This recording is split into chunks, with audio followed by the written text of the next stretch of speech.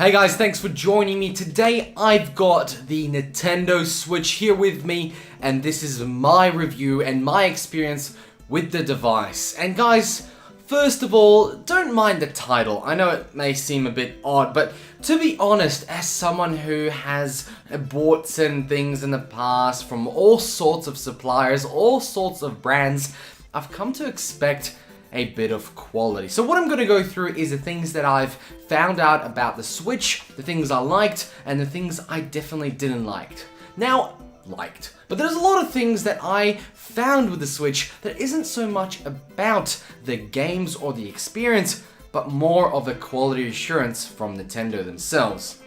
So let's start off what's in the box. First of all, you get this, and this is just basically a little plastic sleeve type thing where you put those two basic controllers that come in with the pack. You slip them in, and I'll show you that in a minute, and you can play like this from your couch. Either one, it doesn't really matter how you hold the devices, you can have them in hand like this. You can pop it into this over here, and you can make it into a full-sized controller. Now, this looks a little bit different than most controllers. It doesn't look very ergonomic, and it's not. I think it's a bit of a design flaw of having to put these into a device like this. I mean, technically speaking, you can't make it any more ergonomic than it already is, but it is much better with this little add-on, and when I'm playing on TV, this is definitely what I use. I did actually try to play with just the two controllers in my hand like this, and actually it was really weird. You know, when you're used to playing console games, you come to find having your hands like this and watching the screen actually very comfortable, and when you put your hands out and you sort of relax on the couch, the game isn't the same. It doesn't feel the same. So having this little bit here to put them together is a must. And another issue that I found is if I have this by my sides, by my thighs for example, and my leg is blocking the actual Nintendo Switch that's near the TV about 2 meters away, 1.5 meters maybe, the left one stops working. So there is a bit of connectivity issues with this, and I know it has been reported online that you can fix it by opening it up. This is not what I'm going to be doing. This is obviously a device I don't really feel like opening it. I'd rather work as it is. Once you put it in here, I'm guessing it probably has a little bit of help to actually get the connection going. The antenna, there's probably an antenna inside. That's my guess, because there's no connectivity issues when it's in this mode at all. Now, the other thing with the controllers is that you can use 2 players from it, which is, look, it's pretty cool. Like, let's give Nintendo that. They've given you one device with 2 controllers that can be used as one, but then can be switched up and used as a single person, like so. Now, I did a video a little while back about these controllers and how they're going to be a little bit of an issue, and I feel, in my opinion, I was quite right. When you are playing this, imagine that I'm holding it this way. My left thumb that controls the stick is a lot further in. And if I grab the other controller, it's a lot closer. It's much more comfortable this way than it is the other way. And look, either one you play, you're going to have a very different experience. I mean, obviously they're opposites where they're located. So it's just, I mean, it's just unfortunately the design flaw of the way this is designed. And there's really nothing Nintendo could do when you've got 2 controllers like this. Now, I feel there's probably not a better implementation of this, but I do feel they could have moved these buttons a little bit more central, and in the end giving a bit more equalness to the single controllers. And even when holding the device, I kind of am used to the way the PSP had it, where the actual controls were a lot more centered. But in saying that, when you do have it like this and you're holding the game console like this, it is a little bit more balanced and it feels a little bit better and safer. It is an expensive device, so dropping it is going to be a huge pain. If it happens, hopefully it doesn't, guys. 2 buttons up the front.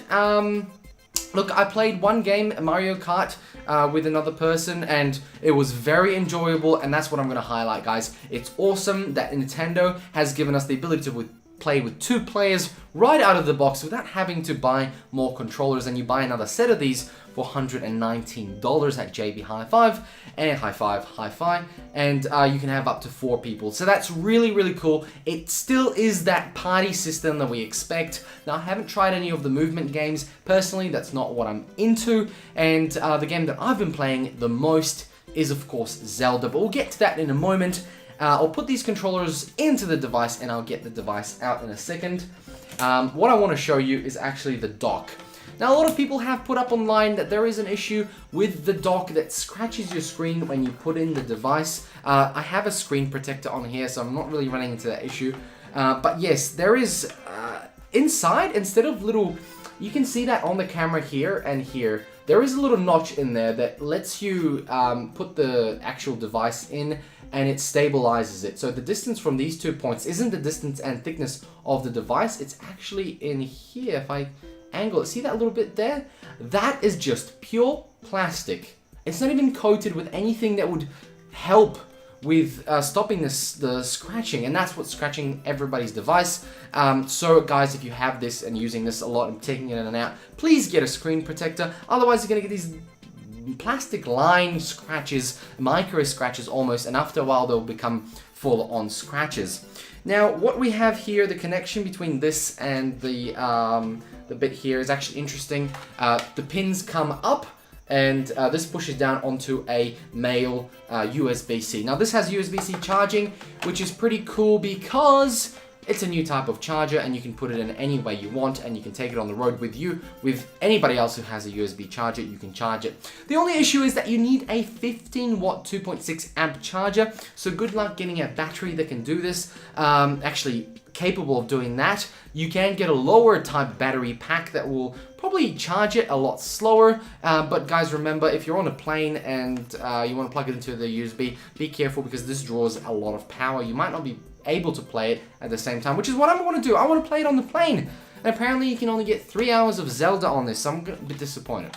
So all this is just a big plastic box with USB connection, obviously, the charger and HDMI out, and a few USBs on the side for some extra bits and pieces. And that stands near your TV, and obviously you'll see in a couple of videos how it looks, and it's all cool and dandy. Now let's get to the device.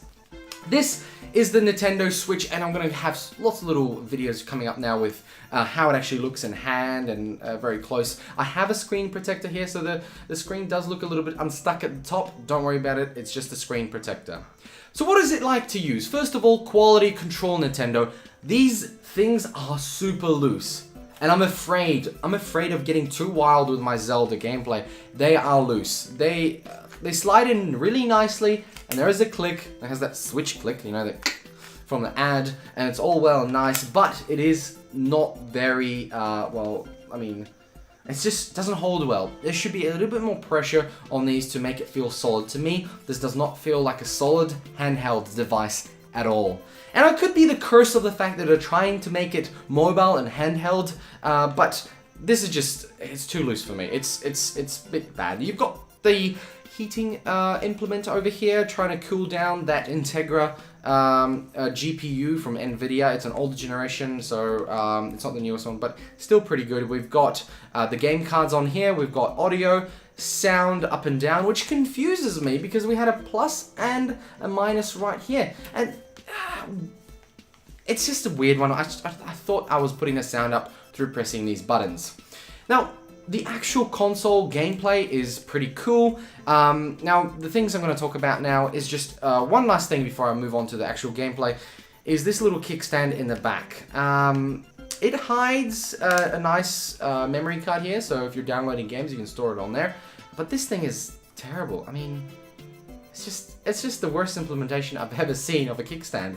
And it stands it up such a high angle that you can't put it in front of you without having to slouch back. This implementation should have been like the Surface backing implementation where the whole thing goes back and it has a very nice, rigid little clip there. This feels so weak, super weak, and that's where I'm coming back to this. The quality control of this is not top notch. Like, it's not something you expect for a $450 device, but The problem with this Outlook is that I'm looking at this as a handheld device, and that's saying that I'm going to take this with me all over the show, and I'm going to use it a lot, and it could get damaged. And with a build quality like this, it probably is very, very quick to get damaged. I mean, I'm thinking one drop could really do a lot of damage. It's just plastic. But it looks pretty slim, pretty nice. I did expect the screen to be a lot bigger. This is a pretty small screen, and I guess that leads very well into the gameplay experience on this screen.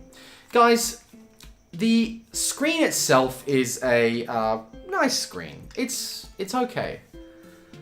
But if you compare it to the TV you're playing on, the quality is terrible. This feels like I'm playing like... It's worse than Nintendo DS. It's worse than that. The colors on this are horrible, and Zelda looks absolutely gorgeous on my Samsung TV. And maybe the colors on it are a little bit oversaturated. But guys, this feels washed out and pretty darn shitty. And I'm pretty darn sure that this is locked to like 30 frames and 60 on the TV. I don't know, it just feels a lot smoother on the TV than it does on this screen. The screen itself, if it's in the dark, pure dark, it looks okay. You can mess around with the brightness, you can mess around with a lot of little actually not a lot, very minimal settings, and you can make it look quite nice. But it is not a very good color representation of what the game should look like. Zelda is known for its beautiful, well, the adverts are anyway, scenery. This is not it. This is not the experience that I was getting from the adverts. The adverts were showing what it looks like on the TV. And I have a slight feeling that when it's plugged into the TV and it has constant power, it boosts. It boosts the performance and it boosts the frame rate. And I know it's 1080p upscaled to 4K on my TV, but it looks absolutely gorgeous on the TV, but it does not look very good on this screen here. This screen is an absolute disappointment. You can get a Galaxy S6 or even an S5 that has better colors and screen representations than this. How hard would it be to put a nice screen? My old PSP from like 2007 has better screen LCD than this device. But it is a touch screen. It is touch. But I was super disappointed when I first booted it up. I was expecting rich, beautiful colors, and I did not get this. But interestingly enough, I have to say that the menu looks quite nice. The menu looks quite alright. But in-game, it's not good. I don't know what it is, I can't figure it out, and I've looked online and I found that a lot of other people are experiencing the same thing. So guys, next thing I'm going to talk about is actually the game. Ooh, I picked up a bomb. The gameplay of Zelda is absolutely amazing. It is a blast playing this game. It is an awesome experience, and if you are going to be buying this device just for Zelda, you are one of the millions of people who are doing just that. Zelda and the Nintendo Switch is the only selling package right now that, in my opinion, that's actually worthwhile. Do not get this device if you're not getting Zelda. There is really no point. Zelda is the only reason to get this device, and to be honest, it is probably my only reason to have this device around is to play Zelda. And you know what? I will be getting rid of it once I clock Zelda. Once I finish it, at least the main story, I will sell it on Gumtree because that is the only reason to have this.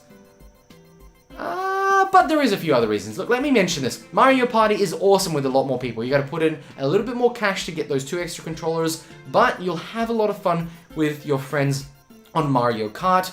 There's a few games upcoming, but at the moment, Nintendo just doesn't have enough IP to make this console an awesome game console. I don't know what I just did, but made noises. Without IPs, this console is gonna die very quickly. Without support from Nintendo, with lots of extras, it's going to die very quickly, because once everybody gets over Zelda, it's just going to become that console that you only played Zelda on. And that is something I don't want it to happen, because I think this is a really cool device. It's very, very cool. I think there's a few limitations to it. Battery life is pretty bad. Quality of the device screen itself, in my opinion, is pretty bad. The build quality is pretty bad, but the play experience is quite fun, only because of the game. The ergonomics are pretty shoddy, but I can forgive it because of the game. But when playing this game on the screen on the TV, it's actually a whole lot of fun, and I enjoy it thoroughly. And I haven't played consoles for a while, since PlayStation 3 actually, and this has got me back into sitting on the couch and playing some console gaming. So what I'm going to leave you with is, if you want to play Zelda, and you don't really care about having the Switch or going all mobile with your gaming experience, I suggest getting the Wii U and getting Zelda on that. You're going to have a great experience, you're going to run exactly the same on the TV, and you're going to enjoy it thoroughly, you're going to finish the game, and you're going to feel like you've lost out on a lot.